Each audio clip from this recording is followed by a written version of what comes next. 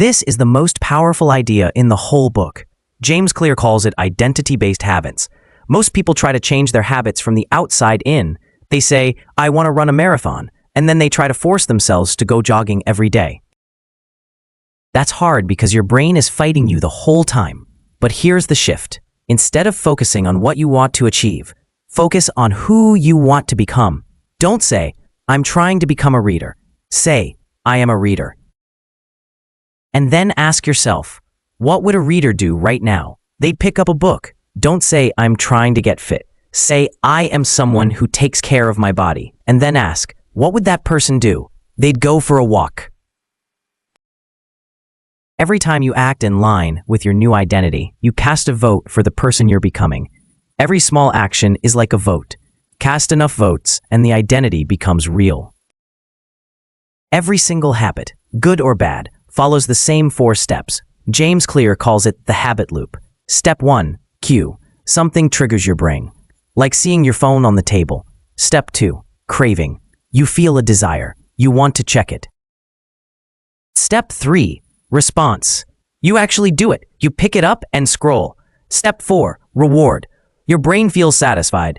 Maybe a little dopamine hit. And because your brain got a reward, it remembers. Next time it sees the cue, it fires even faster. This is how habits get locked in. And once you understand this loop, you can use it to build good habits or break bad ones.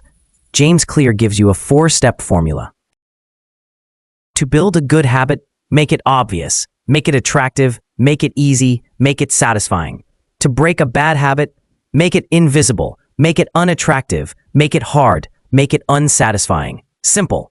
Let's break each one down. The first step to building a habit is making the cue obvious, meaning you can't miss it. James Clear talks about a simple trick called implementation intention. Instead of saying, I'll exercise more, say, I will exercise at 7 a.m. on Monday, Wednesday, and Friday in my bedroom. The more specific, the better. Your brain loves clarity. Another trick is called habit stacking. You link a new habit onto something you already do. Like, after I brush my teeth, I will do 10 push-ups. Brushing teeth is the cue. Push-ups are the new habit. You're not building something from scratch. You're plugging into an existing routine, sneaky and effective. What if I told you that the secret to becoming great at anything is almost embarrassingly small? Not working 10 hours a day, not being born talented, not having a perfect plan, just getting 1% better every single day. 1%. That sounds like nothing, right? Like, who cares about 1%? But here's the math that will blow your mind. If you get just 1% better every day for 1 year, you end up 37 times better than when you started. Not 10% better, not double. 37 times. And on the flip side, if you get 1% worse every day, you shrink down to almost nothing. That's the big idea inside a book called Atomic Habits by James Clear. And today, we're going to break it all down in the simplest way possible. Because this stuff isn't just for adults. This stuff works for anyone willing to try. Let's get into it. Most people think that success comes from big dramatic moments, like one giant breakthrough that changes everything. But James Clear says that's wrong. Success is actually the product of daily habits, tiny things you do over and over again. And most people never notice these tiny things until it's too late, or until they've already become amazing at something. Think about an ice cube sitting on a table in a freezing cold room. The temperature is 25 degrees. Nothing happens. 26 degrees. Still nothing. 27, 28, 29 degrees. Still just a solid block of ice. Nothing looks like it's working. Then it hits 32 degrees and the ice starts melting. Did the ice suddenly get lucky at 32 degrees? No. All those previous degrees were building up. The work was always happening. You just couldn't see it yet. That invisible buildup is what James Clear calls the plateau of latent potential. Your habits are working even when you can't see the results yet. Most people quit at 29 degrees. Winners wait for 32. Here's something surprising. James Clear says goals are overrated. Wait, what? Yes. He says goals are fine for pointing you in a direction, But systems are what actually get you there. Think about a basketball team. Both teams want to win. That's the goal. But only one team has a better daily practice system, better drills, better routines, better habits. That team wins. Not because they wanted it more, but because they built a better system. If you only focus on the goal, you're always waiting to feel successful, and you only feel it for a second when you win. But if you fall in love with the system, the daily habits, you feel good every single day you show up. The real question isn't, what do I want to achieve? The better question is, what kind of person do I want to become? Habits stick when they feel good to start and easy to do.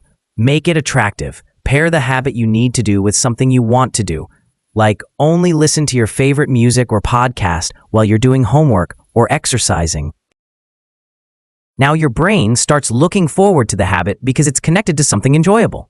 Make it easy. James Clear has a brilliant rule called the 2-minute rule. When starting a new habit, it should take less than 2 minutes. Want to read more? Just open the book. That's it. 2 minutes. Want to exercise? Just put on your shoes. That's it. Because here's the truth. Starting is the hardest part. Once you start, you almost always keep going. The 2-minute rule is just a sneaky way to trick yourself into starting. Never miss twice. If you skip a day, that's okay. Just don't skip 2 days in a row. 1 missed day is an accident. 2 missed days is the start of a new bad habit. Your brain learns what to repeat based on what felt good last time. So if a habit doesn't feel rewarding, your brain won't want to repeat it. James Clear suggests giving yourself an immediate reward after completing a habit. Checked off every workout this week? Do something you enjoy. Finished your reading? Give yourself a small celebration. Even just saying yes out loud to yourself. He also loves the idea of a habit tracker. A simple calendar or checklist where you mark off every day you completed your habit. Seeing that chain of check marks grow feels great, and you won't want to break the chain. The streak becomes its own reward. You stop doing the habit for the outcome. You do it to protect the streak, and the streak protects you. Here's a problem most people face. Boredom. You start a new habit, it's exciting at first, and then after a few weeks it starts to feel boring, and then you stop. James Clear calls the solution the Goldilocks rule. Your habits need to be challenging enough to keep you interested, but not so hard they make you want to quit. Not too easy, not too hard, just right. Think about playing a game. If it's way too easy, you get bored. If it's impossibly hard, you get frustrated.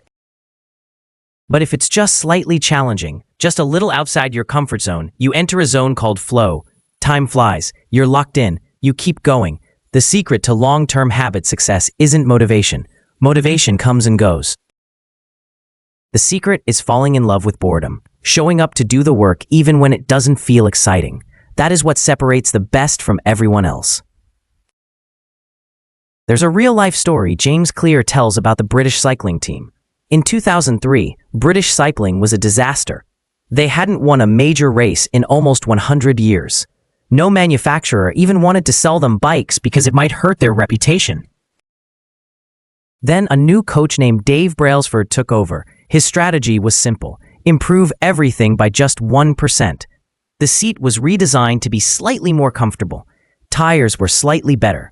Riders learned the best way to wash their hands to reduce illness. Massage gels were tested for faster muscle recovery.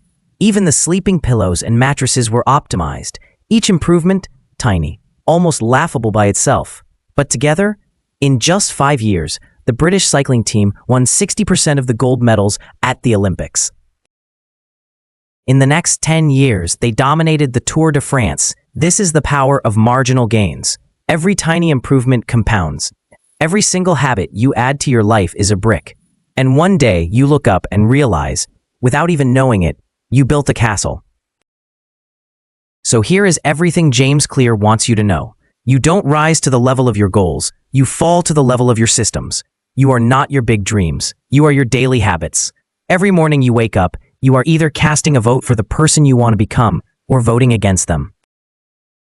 Every time you do the hard thing, show up when you don't feel like it, or build just one tiny good habit, you're voting for the best version of yourself. And the opposite is true too. Every time you skip the habit, make excuses, or let the bad habits run the show, you're voting against yourself. The beautiful thing?